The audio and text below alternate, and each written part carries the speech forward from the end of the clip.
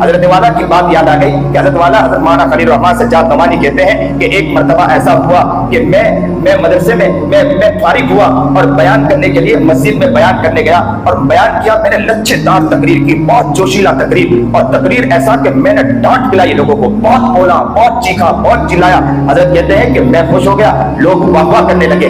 میں جیسے ہی گھر میں آیا, مولانا عتیق الرحمان سمری جو ان کے بھائی تھے, انہوں نے جا کر والد گرامی مولانا منظور نعمانی سے کہا کہ میرے ابو سے جا کر کہا کہ آج تو سجاد نے کیا بیان کیا, بہترین خطاب کیا, کیا گفتگو کی, کیا لتیڑا ہے انہوں نے, کیا بولا ہے اور کیا گفتگو کی ہے. تو حضرت والا کہتے ہیں کہ میں خوشی خوشی گھر آیا اور جیسے ہی گھر میں داخل ہوا, والد صاحب کو دیکھا کہ والد صاحب کا چہرہ سرخ تھا اور لال چہرے کے ساتھ حضرت کے اوپر غصے ہوئے. کہا کہ میرے ابا نے مجھے کہا کہ سجاد تم ماں بننے سے پہلے باپ بننے اتر گئے ہو. کیا تم نے آج تک کے لوگوں کے لیے لوگوں کے دل میں محبت پیدا کی ہے؟ کیا ان کے لیے راتوں کو اٹھ کر دعا کی ہے؟ اللہ کے سامنے ان قوموں کے لیے رویا ہے, ان قوموں کے لیے تو رویا نہیں ہے اور ان کے سامنے تو ڈانٹنے چلا گیا.